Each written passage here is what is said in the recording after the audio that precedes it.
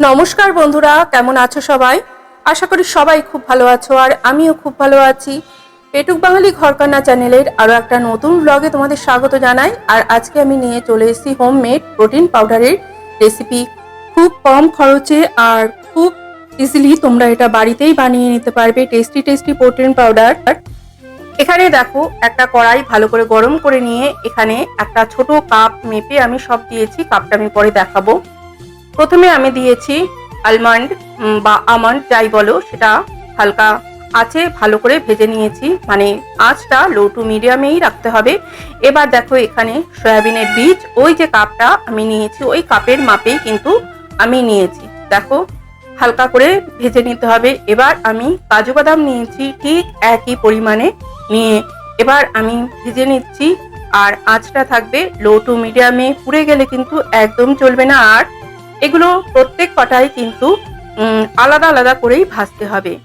এবার দেখো, এখানে আমি নিয়েছি ওয়ালনাট, বা এটাকে কি বলে, হ্যাঁ এটাকে আখরোটও বলে। তো সেটাও আমি সমপরিমাণ নিয়ে ভালো করে ভেজে নিচ্ছি। আর দেখো, আমি একটু দেখাবো যে এটা কিরকম ভাজবে। বেশি হয়ে গেলে কিন্তু এটা পুড়ে গেলে চলবে না, হাত দিয়ে একটু ভেঙে দেখে নিতে হবে। দেখো, মনে হচ্ছে আবার একটু ভাজতে হবে, কেননা ভাঙাটা বেশ একটু ক্রাঞ্চি টাইপের হচ্ছে না। যখন দেখবো হাত দিয়ে ভাঙতে গেলে একটু ক্রাঞ্চি ভাবটা বোঝা যাচ্ছে, সেই সময় কিন্তু এটা তুলে নিতে হবে, যাতে গুঁড়ো করতে সুবিধা হয়। তো এবার দেখো, নিয়ে নিয়েছি পেস্তা এখানে। তো অলরেডি এটা কিন্তু ভাজাই আসে, এরকমই খোসা ছাড়িয়ে খাওয়া হয়, কিন্তু আমি খোসা সমেতই আরেকবার ভেজে নিচ্ছি যাতে গুঁড়ো করতে আমার সুবিধা হয়। খুব হালকা, এটা বেশিক্ষণ সময় নিলে হবে না। এখানে দেখো, এখানে আমি নিয়েছি কিছু জিনিস আমার দেখানো হয়নি, আমি দেখিয়ে দিচ্ছি। এখানে পিনাট বা কাঁচা বাদাম নিয়ে নিতে হবে ওই সম পরিমাণ। এখানে দেখো, ওটস নিয়ে নিতে হবে। এগুলো আমার কি কারণে বাদ পড়ে গেছে, মানে যখন ভিডিওটা কোনো কারণে বন্ধ হয়ে গেছিল। এখানে ছোলা ভাজা নিয়ে নিয়েছি, নিয়ে দেখো সবকিছু সুন্দর করে মিশিয়ে নিচ্ছি। আলাদা করে ভাজলেই কিন্তু ভালো হবে, একসঙ্গে ভাজলে সব কিছু কিন্তু ভালো হবে না। এবার দেখো, আমি ওখানে পেস্তাটা ছাড়িয়ে নিয়ে আসছি। এবার একটা মিক্সিং জার নেবে, এখানে আমি নিয়ে নিয়েছি। এটা ছোট জার, আমি এটাতে করবো না, বড় জারই নিলে সুবিধা হবে। এটাতে আমি একটু গুঁড়ো করে নিচ্ছি, দেখি কিরকম হয় গুঁড়োটা। তো দেখো, গুঁড়ো করে নিয়ে এসছি, গুঁড়োটা অলরেডি আমার করা হয়ে গেছে। তো আমার মনে হলো বড় জারে করলে ভালো হবে, আমি একসঙ্গে অনেকটা পরিমাণে জিনিস আমি গুঁড়ো করতে পারবো। আর এটা কিন্তু খুব ভালো গুঁড়ো হয়েছে। এবার দেখো, বড় একটা আমি মিক্সিং জার নিয়েছি, সেখানে আমি গুঁড়ো করে নিচ্ছি। এবার কিন্তু একটু চেলে নিতে হবে, কিন্তু এটা না চাললেও হয়ে যেত। এটা কিন্তু ভীষণ ভালো গুঁড়ো হয়েছিল, কিন্তু আমার মনে হচ্ছিল একটু চেলে নিই। তো চেলে নিচ্ছি।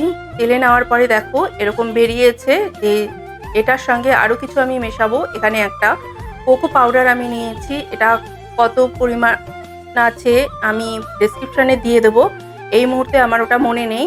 আর এখানে কিন্তু 200 গ্রাম মতন আমুল স্প্রেও মেশাতে হবে, তো সেটা আমার কাছে তখন ছিল না, তাই আমি সেটা পরে মিশিয়েছি ভালো করে। দেখো, চামচ দিয়ে হচ্ছিল না বলে হাতেই ফিরে এসেছি। ভগবানের তৈরি 5টা আঙুল দিয়ে দিয়েছে, তাতেই ফিরে এসেছি। এতে সুন্দর করে মিশিয়ে নিচ্ছি। আর হাত অবশ্যই পরিষ্কার করে ধুয়ে নিয়ে করতে হবে এগুলো। তো আমি এরপরে দেখাবো যে কীরকম করে এই প্রোটিন শেকটা বানাতে হয়, সেটাও আমি শেয়ার করব। এবার দেখো, এই যে আগে আমি বানিয়ে রেখেছিলাম, এটার এক জার আমি মানে কৌটো বানিয়ে নিয়েছিলাম। এই যে আগের একটুখানি এখনও আছে, তার মধ্যেই আমি এখনকারটা মিশিয়ে রাখবো। ওটা একটু সাদা সাদা দেখতে পাচ্ছ, ওটার মধ্যে অলরেডি আমুল স্প্রে মেশানো আছে, তাই এটার মধ্যে আমি পরে আমুল স্প্রে মিশিয়ে নেব। তার জন্য এটা একটু ডার্ক কালারটা বেশি লাগছে। তো এইবার চলো তোমাদের সঙ্গে আমি শেয়ার করি কিভাবে আমি প্রোটিন শেকটা বানাই, সেটাও শেয়ার করি। ভীষণ টেস্টি কিন্তু হয় এটা খেতে। আমি যেহেতু আমার হাজব্যান্ডের জন্য এটা বানাচ্ছি, আর এখানে এটা কি বলো তো,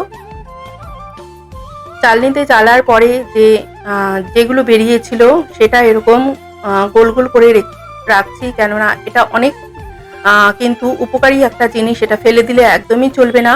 এটা কিন্তু আমরা অনেক কিছু খাবারের সঙ্গে মিশিয়ে, রুটির সঙ্গে মিশিয়েও খাওয়া যেতে পারে।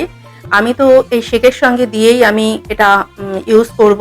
তো দেখো, এখানে আমি 2 চামচ নিয়ে নিচ্ছি, মানে টেবিল স্পুন। তার মধ্যে আমি দেখো ওই যে একটা, যেটা আমি চেলে নেওয়ার পরে ছিল, সেটা একটা লাড্ডু আকারে পাকিয়ে নিয়েছিলাম। সেটা কিছু বরফ দিয়েছি, আইস কিউব, এখানে 2 চামচ মিল্ক পাউডার দিয়েছি, আর এখানে আমি লিকুইড দুধ নিয়ে নিচ্ছি। নিয়ে এবার আমি একটু এটা ফুরিয়ে নেব। এটা যে ওই নতুন মিক্সিটা আমি কিনেছিলাম ওয়ান্ডার শেপে, সেটাই।